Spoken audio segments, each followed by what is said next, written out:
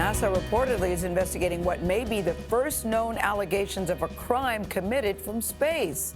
So what's going on? Astronaut Anne McClain's estranged wife, Summer Worden, accuses McClain of identity theft while McClain was aboard the International Space Station.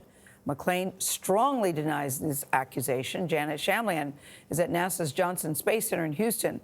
So, Janet, what do we know about these two allegations? Very juicy. This is an unusual one, Gayle. Good morning. Summer Worden says she became suspicious when Anne McClain knew details about her finances that she herself hadn't shared. So when she asked the bank to check the account logins, that's when she says she knew some of them were from space. It has been incredibly terrorizing. In the midst of a messy divorce and custody battle over her 6-year-old son, Summer Worden says Anne McClain improperly logged on to Worden's personal bank account while working aboard the International Space Station.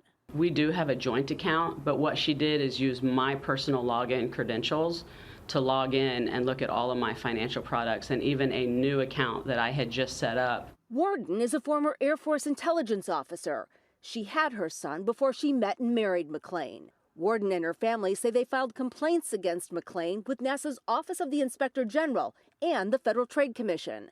In a statement on her Twitter page, McClain denied wrongdoing, writing, "There's unequivocally no truth to these claims. We've been going through a painful personal separation." We're not up here visiting space. We're up here living in space. Before the allegations, McClain had spent 204 days in space. It's a heck of a duration for a first flight. Returning to Earth in late June. A lieutenant colonel in the Army, she served in Iraq and joined NASA in 2013.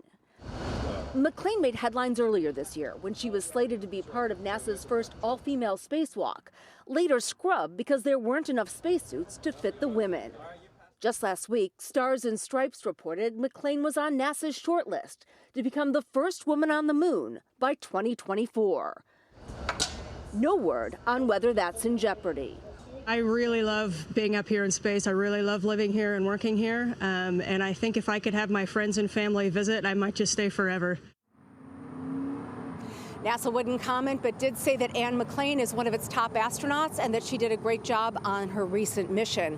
Her attorney is calling the accusations an avalanche of lies and misstatements, but the New York Times is reporting that McClain has admitted accessing the account while in space, but saying that she did it only to take a look at their still entangled finances. Adriana? Janet, thank you. That story is out of this world. Very nicely done, Adriana. Yes, it's just so messy, and it just shows, astronauts, are people too.